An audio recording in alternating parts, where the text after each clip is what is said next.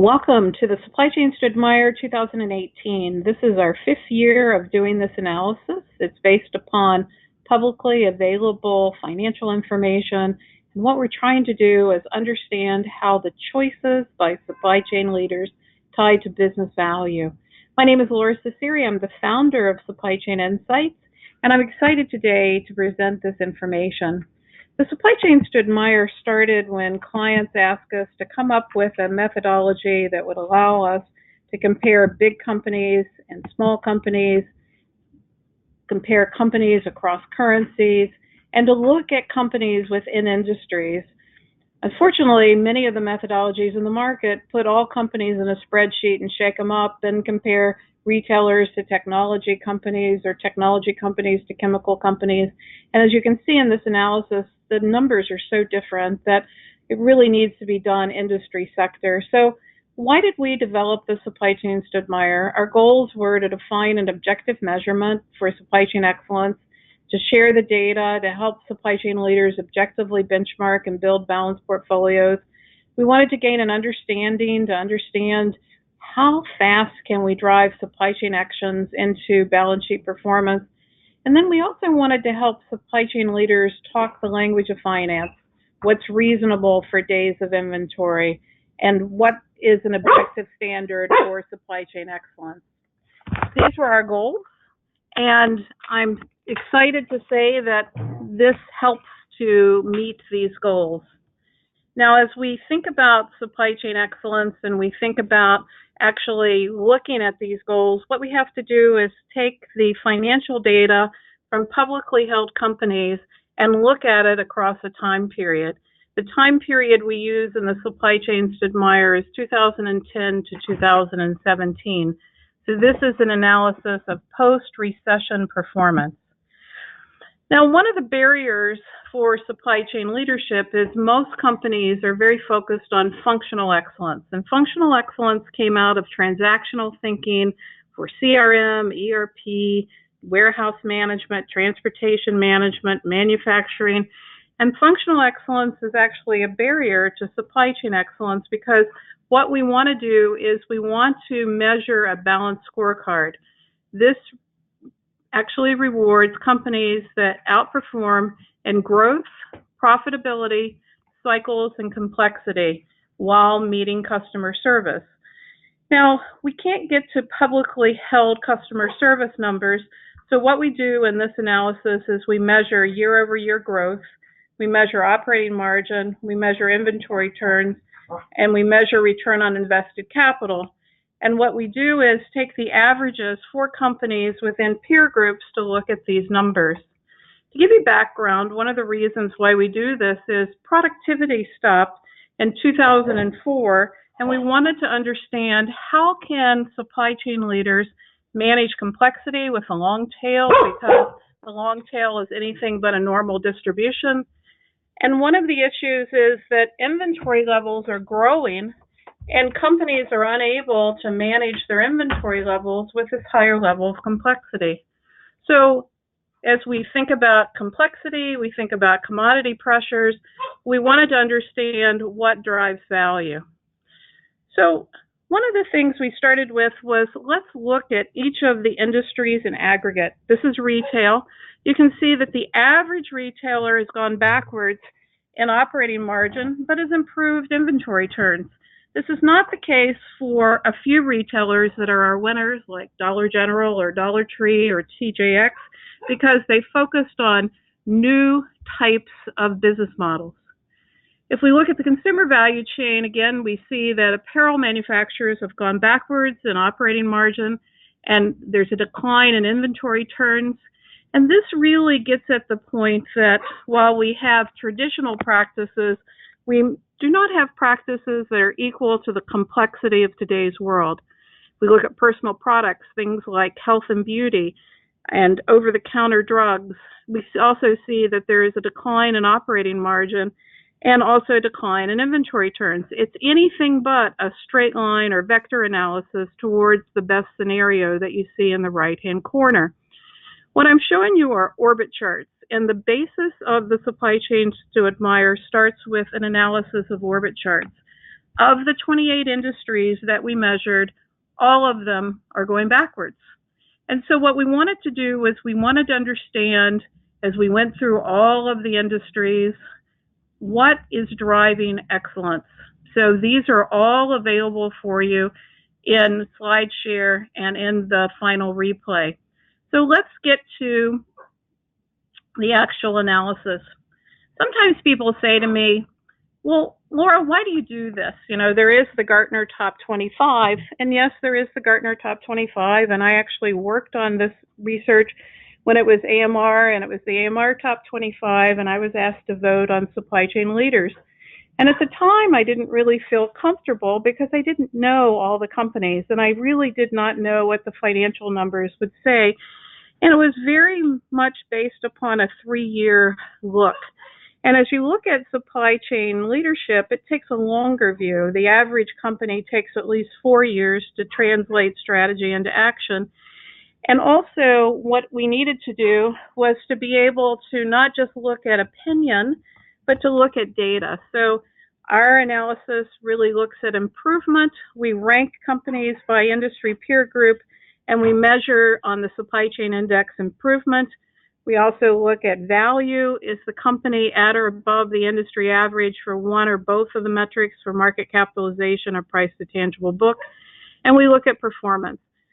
The industry average of performance metrics for growth, operating margin, inventory turns, and return on invested capital. This is now our 5th year, and we measure improvement, we measure value, we measure performance. And if companies are above the top 2/3 in the industry peer group on improvement, and they're also above the industry peer group average for value at either price to tangible book or market capitalization, and they're at or above the industry peer group average, taking out outliers, for growth, operating margin, inventory turns, or return on invested capital, then they make the supply chains to admire. Now, this is tough because what we find is that high performers actually get stuck. They're not able to drive improvement. This is the case for Procter & Gamble coming out in 1990s. And you can see that improvement was difficult for Procter & Gamble, and they actually went backwards. And now, the last couple of years, they've driven improvement, but they're not at the industry average. You can also see that some companies are not able to drive value, and value is really being able to manage the public markets and to have asset utilization that gives price to tangible book values. So this was a 7-year analysis, and we came up with 31 winners. And these are all detailed in the report that will follow with this, to be able to look at how did 655 public companies in 28 industries for the period of 2010 to 2017 drive improvement, value, and performance. These are the industries that we looked at, and I got to tell you that these industries are very, very different. You can't compare household products, non-durables, sometimes called consumer goods, to personal products, just like you can't compare retail apparel to retail broadline or retail home improvement. These are very different metrics, and one of our goals in this analysis is to help companies to understand what's reasonable by industry peer group for each of these metrics. So let's look at the winners. What we find in the last 7 years is retail has gotten stronger and manufacturing has gotten weaker. What we see is that the winners for retail have defined new differently. You know, Dollar General and Dollar Tree, coming out of the recession, defined these dollar-centric value stores, which are really helping to drive growth. Now, Dollar General is a multi-year winner, and Tony's actually on the line. Congratulations, Tony. And that's because of a focus on supply chain basics, you know, cost, inventory, while driving growth. Also, TJX has done retail different, Ross and Price Smart. Now, you'll see that Walmart is not here. Walmart is actually stuck, and I'll show you some of the data for that. If we look at the high-tech industry, you can see the apparel winners of Michael Kors and Nike, and you see the repeat winner of Honeywell, Herman Miller, Cummins, and Western Digital, and also the added ResMed for medical device, Rockwell Automation, Dover, Broadcom, and Apple. Broadcom and Apple are multi-year winners. Now, when we look at the process industries, we have some of the chemical companies coming back into the fold. Lyondell has made a dramatic turnaround, Celanese, and Hinkle has done well. Repeat winner of L'Oreal. L'Oreal and Cummins have actually won the most consecutive years, and PCA in the packaging. Reckitt Benckiser actually does better on the metrics than the normal thinking of Unilever, Colgate, or P&G. So these are our 31 winners. And these are the repeat winners so that you can see the performance. And what you see is that this is a pretty elite group and that there are not a lot of repeat performers. Now, when I look at this data and people say to me, well, Laura, what drives value in these supply chains? And I think it is strategy, and it's the leadership, and it's the alignment, and it's the ability to think end to end. It's not true that one particular technology drives better supply chains. You find an equal number of SAP and Oracle. It's not true that consultant X drives better value in supply chain. It's spread across the consultants. What we find is it's a focus on year-over-year results with a balanced scorecards. So let's take discrete industries and let me help you with how does this work. So if we take apparel manufacturing, what you can see is Michael Kors and Nike are winners. If you take the methodology and you look at the average at the bottom, 7.8% was the average for growth, 11% was the average for operating margin, 3 was the average for inventory turns, 13.3% was the average for return on invested capital. You've got the market capitalization and the price to tangible book. And then you have the supply chain index ranking. Now, the lower the ranking on the supply chain index, the better the improvement. And it's sort of like the TV show, The Biggest Loser. The company that has the most to lose will drive improvement the fastest. So it's tougher for a company like Nike that's already very good at supply chain to drive improvement. So you can see Nike is almost at that 2/3 level on the supply chain index, but still makes the cut. Now let's look at what this looks like. So here's Michael Kors orbit chart. You can see that Michael Kors drove significant improvement in operating margin and inventory turns. A little bit of, pushback in the last couple of years, but compare that to the apparel average. They are outperforming the average. And here's Nike. Nike actually circled for a while. They've actually had a drop in inventory turns, but they're still above the peer group average. And they've made progress in operating margin despite complexity. So let's look at discrete industries. This is Honeywell, Dover, and Rockwell Automation are the winners. Here's Honeywell. You can see Honeywell's actually driven operating margin very successfully over the last period. And sometimes people will say to me, well, Laura, how do these orbit charts work? And they really take two metrics and they show the year-over-year trend and they show what's possible. Here's Western Digital. You can see Western Digital and Apple are the winners here. Again, what you do is you take the averages, you compare the averages, and you really look at first improvements, then the value, and then the growth, operating margin, inventory turns, and return on invested capital numbers. Here's Apple.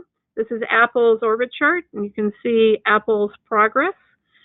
And this is Western Digital. In the high-tech market, there's so much volatility for both demand and supply that it's really a very crazy market. And so resiliency is really critical here. Semiconductor, Intel falls off the list. TSMC falls off the list. Broadcom makes the list for consecutive years. Again, you can see Broadcom's right at the cut of the supply chain index and pushing over the averages and looking at, doing better than the peer group. So, you might take a deep breath and you might say, wow, this is a lot of work and a lot of data, and it absolutely is. And what we've done is we've tried to make the data so that companies can see what's reasonable for each of these targets, what's possible for improvement, and also what is happening with the winners. Here we have Broadcom and looking at its orbit chart. Now, trucks and heavy equipment, Cummins is the winner, along with PACCAR. Cummins has been a multi-year winner. Cummins has spoke at our conference and has a wonderful integration of new product launch and S&OP. Love the work at Cummins on innovation. PACCAR has driven a lot of improvement. Here we have Cummins orbit chart. Cummins, despite some of the downturn in the automotive market, actually has driven improvements. And here's PACCAR. So while most companies go backwards and the aggregates go backwards, the winners go forward. So we have the process industries. And one of the things we're able to do is look at small companies like Monster in beverages. Monster actually outperforms big companies like InBev.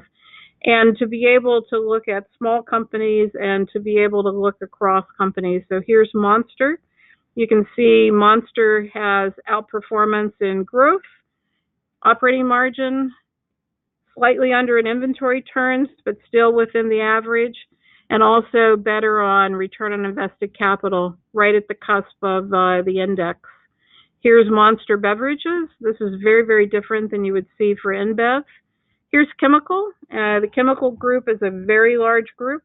The winners are Celanese, Lyondell, and Nitto Dinko, and you can see the results.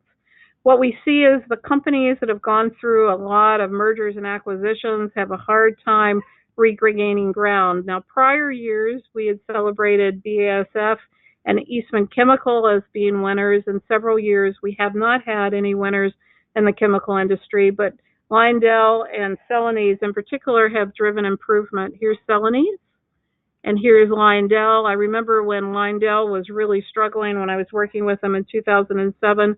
This is great to see. One of the things that they really focused on was S&OP and revenue management. And here we have Nitto and their performance. Now, in containers and packaging, Packaging Corporation of America, often called PCA, wins here. And again, what you do is you start with the index. You can see that they're number 9. So they're halfway in the group. And then you look at value, and you can see they're pushing above price to tangible book and market cap. And then you look at the averages and where are they on growth, where are they on operating margin, where are they on inventory turns, and where are they on return on invested capital.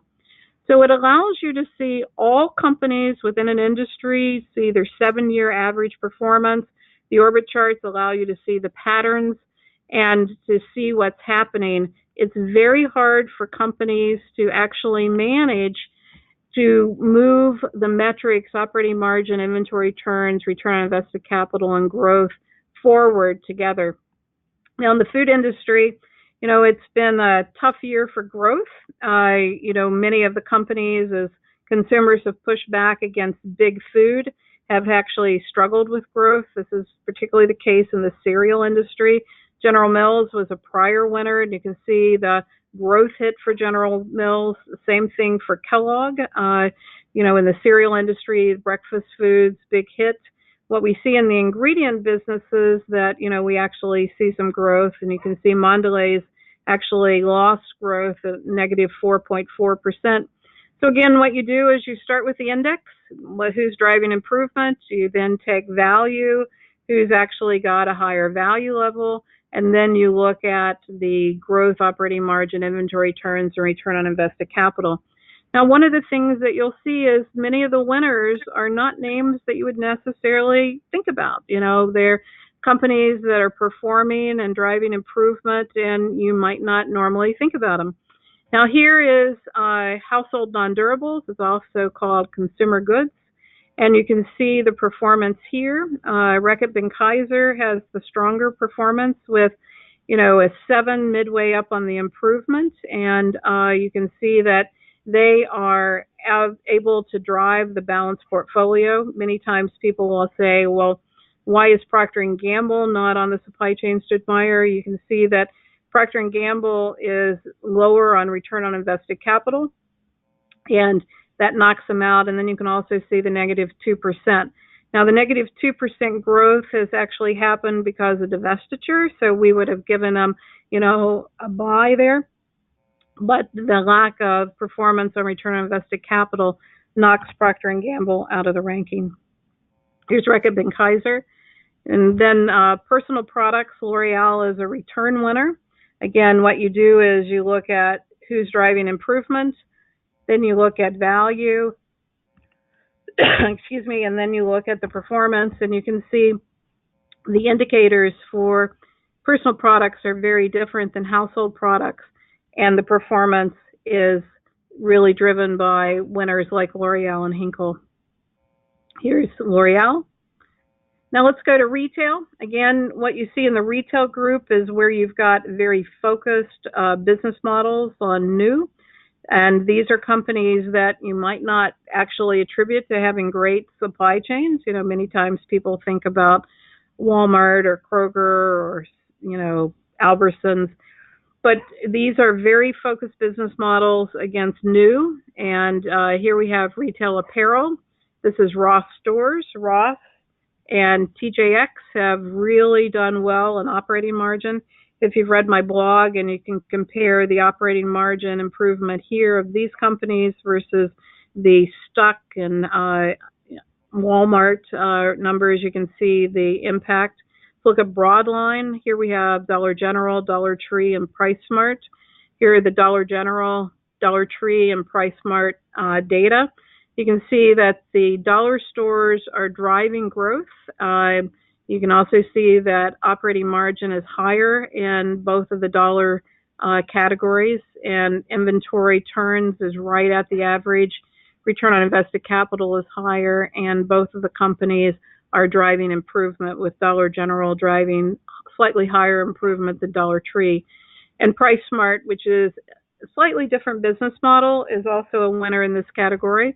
Here's Dollar General. Congratulations, Tony. This is great results. You've done a great job on operating margin. And here's PriceSmart. And again, what you see here are very positive patterns, very different than the industry average patterns of track this data from 2006 to 2017 at the intersection of these metrics. Here's food. The only food retailer that actually makes the cut is Metro AG. Again, you can see Metro AG is number 3 on the index. Remember that 1 is the best. Companies that are doing 1 have the best improvement. You also see the market cap. They actually make it on price to tangible book.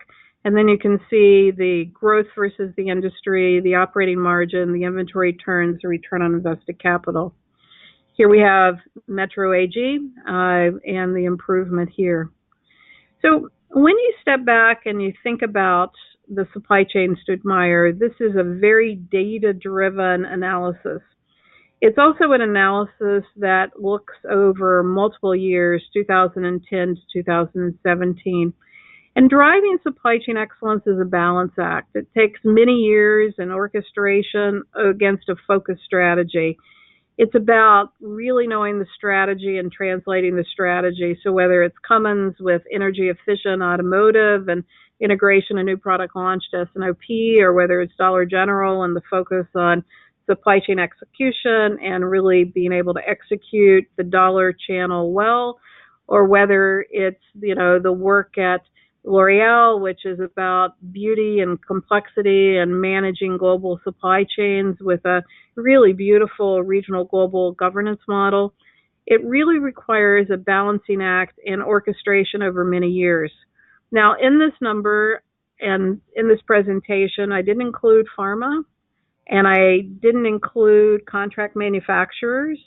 And I did it for a reason, because no pharmaceutical company won, no contract manufacturing company won, no automotive company won, although we did have Cummins and Packard in the heavy equipment. And we also had no automotive parts company winning, no A&D company winning. So there are industries where there are no winners, where everyone is stuck. So in essence, 5% of the companies are moving forward on a balanced portfolio. 95% of companies are stuck, either not driving performance, not driving improvement, or not being able to drive value. We're hoping that this research can help you to benchmark the possibilities and set realistic balance sheet goals.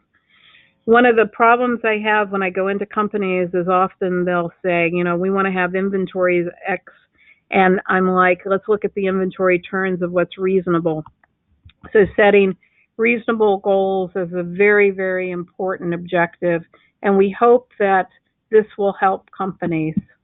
So let's look at some of the questions. Why did past winners not win? Were there any special dimensions? Was it growth? Was it inventory turns? This is a question by Caesar. And Caesar, there isn't one answer there. It's just that it takes a lot to stay at the top of the game in an industry. And, it requires really concentration and staying very focused on the balanced scorecard. It's not about functional metrics. And so, I actually had one company that was in the supply chain to admire, really doing great. And then they got a new supply chain leader that became very, very functional, very project based, and they dropped out like a lead balloon. So, I see the focus on horizontal processes, leadership, continued focus on the balanced scorecard is what keeps companies in the game. I also have a question about, you know, private companies. There are no private companies in this analysis, and the reason is that this is all based upon public numbers, and so, private numbers are not available. However, if you're a private company and you want to use the methodology, we'd be glad to do that. We actually have done that with about a dozen companies. Now, customer service, Johan wants to know, how do we take customer service into account? And Johan, I'd love to do that, on a, industry basis, but there is no industry definition for customer service. So as a result, we can't measure it, even though it's an important part of the portfolio. However, when we look at divisional performance within a company, we actually do look at customer service. But because there is no industry standard definition of customer service for us to use across all companies, we really can't measure it in the supply chains to admire, even though it's really fundamental at, driving supply chain excellence. And I wish there was a way that we could compare across companies in a similar way, but there just isn't. Now, Jean says, how important is senior leadership's belief and support of supply chain as a key capability of success? Jean, it is just so pivotal. We find, and we're actually doing a lot of triangulation and correlation on the data. We now sit on about 8,500 qualitative and quantitative responses, and we're triangulating the financial numbers to the actual quantitative data. And this is hard work, and we've been at the quantitative data for about 6 years, and every year we try this, and we're actually going to release this data at the Imagine conference in September. But we find the continuity of senior leadership is just so critical. When companies change senior leadership frequently, they will yo-yo on the orbit charts. It's really, really incredible.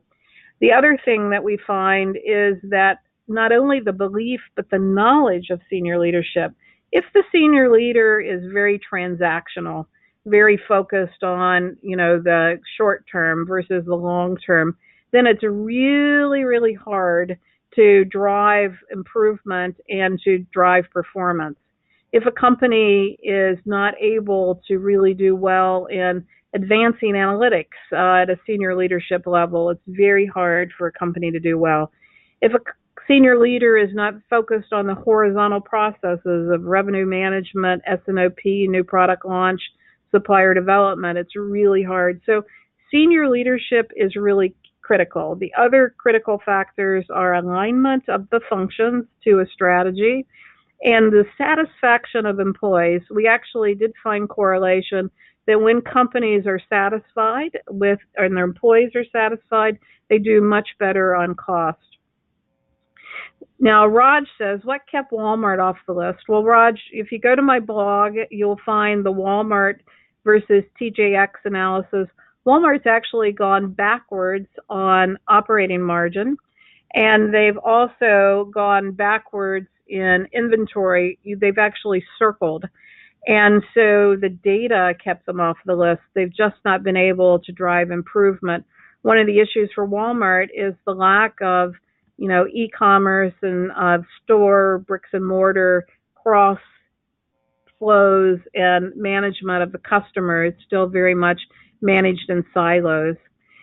One question I get is, do I believe that the winners focus on supply chain technology and Industry 4.0? You know, I find that innovation, process innovation, is really tough for people. I find that many of the winners are actually experimenting with innovation. What I do find is they're not looking at those, large end-to-end projects that tend to derail. They're more selective. They're more focused. They work on programs that have multi-year focus that are tied to strategy. They look at form and function of inventory versus safety stock. They look at push-pull decoupling points. They really work on customer execution. So I find that, they're not into the hype, but when they're working on Industry 4.0, they're working on open source technology, they're working on digital manufacturing, and they're looking at, how can they really drive better value for their customers. It's all about solving problems. Now, how will digitization affect these company financial metrics? And, Nicole finds it, interesting that BASF does not appear in the chemical industry list. Well, BASF is in the chemical industry list. They just aren't a winner. BASF actually fell on inventory turns, so it was an issue of managing the balanced scorecard. And, there's a difference between digitization and digital transformation. So I often find that companies are working on digitization where they're actually putting today's processes on steroids, which is not going to help the financial metrics. We see over and over again in industries that just making something digital does not help. Digitization is not the answer. Digital supply chain transformation, where we think outside in, we think cross-functionally, will affect the financial metrics, whereas digitization will not. Now, any metrics on supplier-vendor relationship management or depth of engagement, asked Todd. No. Todd, I don't have that in the public sector. We have finished some analysis on risk management and supplier development. We do find some correlations on supplier development and market cap, but they're weak correlations right now, and we're hoping that with this recent risk management study that we can get some better data there. How do I find companies that really do a good job of hiring, training, and retaining supply chain talent?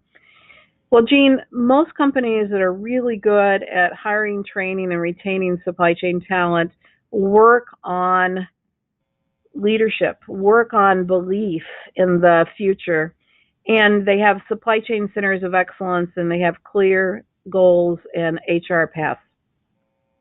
And feel free to read our recent research on organizational design. I think it'll help. Let me clear my throat. Love your questions. Please feel free to continue to give me your questions. And we would love to see everyone join us at the upcoming Supply Chain Insights Global Summit. It is going to happen on September 4th through the 7th in Philadelphia. There are 40 seats left. At the summit, we will be talking about digital supply chain transformation. I handpick all the presentations and keynote speakers.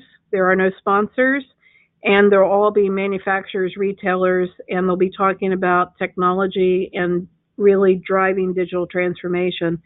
So I have a track on cognitive computing, one on Internet of Things, one on blockchain, and then we'll actually have day breakouts on digital transformation. Now, this conference is different than most conferences, and I find that there are a lot of bad conferences in the industry, and that it's designed for extreme networking and facilitated discussions. So please sign up so that you can think differently and drive new outcomes.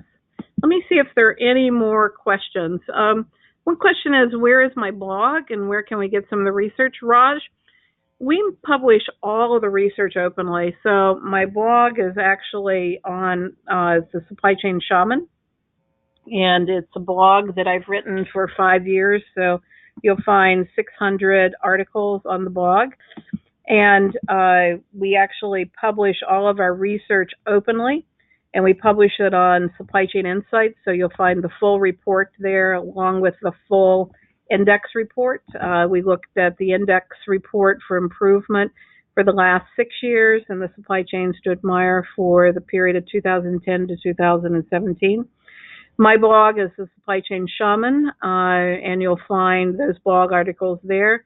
I also publish on LinkedIn, and we put all of the research on SlideShare. We want everybody in the industry to use our research to think differently and drive new outcomes, because unfortunately, we are just so encumbered by hype that we can't sort fact from fiction, and we want to try to help companies do that. You can also follow us on Twitter and attend our live events. We are also doing share groups in the area of blockchain and cognitive computing. Please let us know if you're interested in that as well. So, a lot of data, a lot of research. It takes us about 3 months to do this research with 2 people, and we appreciate your interest, and we look forward to your questions. Thank you very much.